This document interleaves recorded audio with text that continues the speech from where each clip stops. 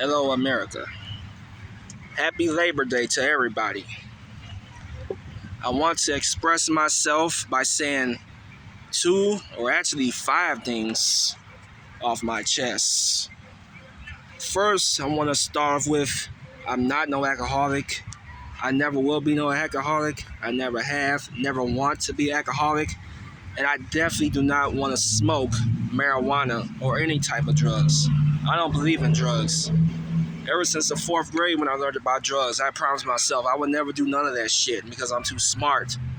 And of course, everyone thought I was just bluffing because, when kids get into their teens, that's all they do is want to do drugs, smoke marijuana, smoke weed and shit. But 12 years later, it's still the same results. I don't smoke. Never have and never will. I hate smoking. Just as bad as I hate alcohol.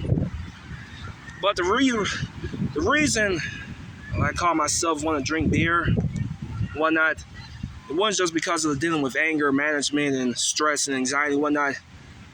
I don't want to say this. I try to compare myself to Mike Tyson, my mentor, someone who I like to call a close friend, someone who has changed my life since I was 13. Back then, I didn't know Mike Tyson well. Back then, I learned that he was close friends with Tupac. And then that's what started making me want to watch Mike Tyson documentary. And then when I found out that him and I got a lot in common, it made me realize I want to be more like him. Because see, way before Mike Tyson existed, I was a fan, or actually inspired, by Muhammad Ali and Joe Frazier, two of my biggest idols when I was a little kid. They was my two big inspirations way before Mike Tyson came in the picture. Real reason why I started to try to compare myself to Tyson or even want to act like Mike Tyson, because I feel the same way as he do. I deal with the same issue, with a lot of anger, with a lot of depression, with a lot of stress, with a lot of killing, and amongst everything else. I got anger problems, I got rage problems, I deal with depression, and I deal with abandonation. Like, in other words, I feel abandoned, like as if I don't have a family or no friends. Last 15 years, I had to do things alone, okay? Ever since I was a kid, ever since kindergarten to 12th grade, I did things alone. Like, I had to stand up for myself alone, get into fights alone, beat people ass alone, got my ass kicked alone, just everything alone. I did everything alone, and I did a real good job, too. I was one strong warrior. I didn't give up. I could have been killed myself, the way how I was antagonized, bullied, stereotyped, and discriminated back when I was a kid, even as a teen. But just my mind kept telling me to fight fire with fire. Like, yeah, I could be just as mean too. I know at times I could be an asshole. I know at times I've said things that I was out of line, like calling this woman a fat bitch, or calling this white person a cracker, or saying how, I can't stand these black tar baby motherfuckers. But, that's anger. That's all that anger that's in my head that's just coming out. It just comes out the mouth. Like, you don't want to say something you'll regret that you can't take back.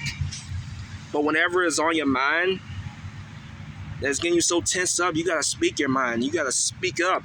Express yourself. Anger is very common.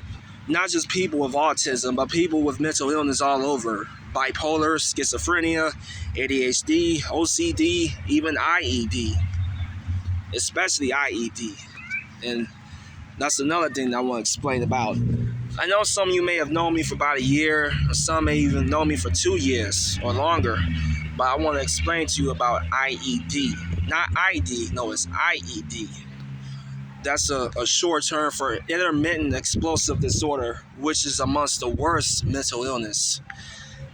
I didn't learn about this when I was in high school. The doctor had diagnosed me with this when I was 15, when I was dealing with so much impulsive episodes, like with verbal aggression and physical aggression. This was 6 years ago in 2016 when I learned about IED, and this was a bombshell. Like, I find out that I'm diagnosed with IED, like, years later. Like, I didn't know anything about this when I was a kid. Only thing I did know was about autism and ADHD, two special needs that are very similar. I didn't learn anything about IED, nor bipolar or schizophrenia until later in life when I was in high school. This was all brand new. And I had to tell myself, which is the worst to be diagnosed with? Autism or IED. And I had to choose IED. People with IED has a real short fuse. They get into that intermittent episode, that implosive episode where they lose their temper, be ready to flip over a table, punch a hole in the wall, beat the shit out of somebody, which I've done before and I'm not proud of. But still, people with IED have it real bad. Having all them racing thoughts, that's triggering that impulsive rage that gets out of control.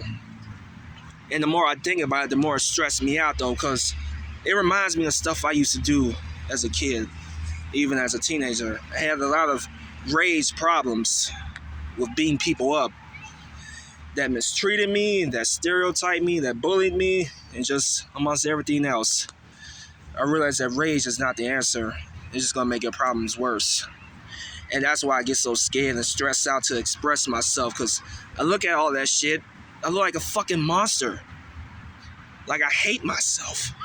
I got this demon in me. Who am I? I wasn't brought up like this. It's very stressful. Especially for a special need child who didn't deserve none of this pain, none of this hatred towards him. Because I feel like the whole world is against me. The whole neighborhood, the whole family is against me. I feel like I don't even have a family. Like I don't have nothing but me. I should enjoy life while I can. You're going to make mistakes. That's part of life. But the best part is that you learn from your mistakes.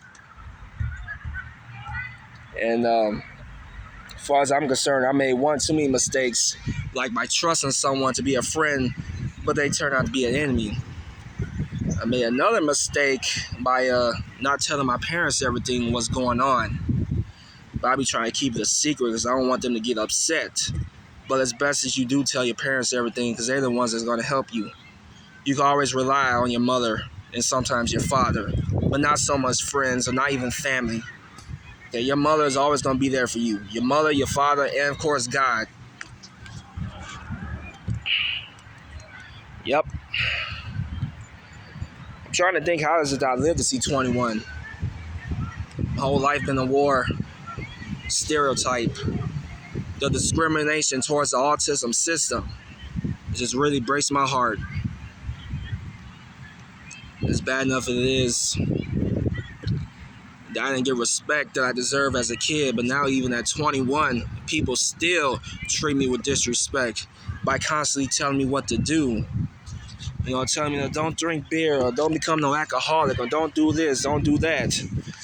I just want to tell everybody, just let me live life the way I want. And this is a message to everyone all over, family and friends, so-called friends. Just let me do what the hell I want to do, okay?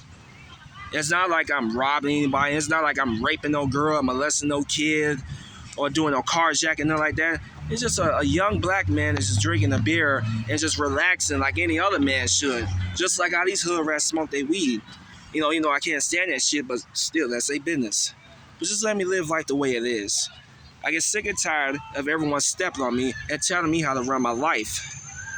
Like, just stay in your place, stay in your lane, and just let me do me, okay?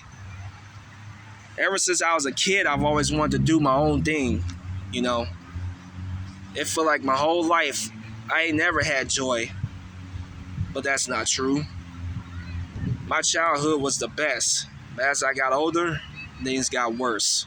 And I'm just trying to recreate all that fun from the 2000s and 2010s. Because I do miss them days. That's when I got along with people just fine. Just fine. That was when I felt like a family. But now, I don't feel like shit. I feel like I don't have nobody. Only God. God's been there for me since day one. He let me survive. I've had about a bunch of fights. I've had a bunch of incidents. And I've had a few near-death experiences. But yet God has let me survive. And I want to thank him for that. I love God. Don't tell me God ain't real. Don't tell me I don't believe in God. God is there when you need him the most. He gave me the strength to live to see 21 and beyond all the years. Remember, strength, confidence, ambition. That's the key. You got to be strong. You got to have confidence, and you got to have ambition to achieve all these things.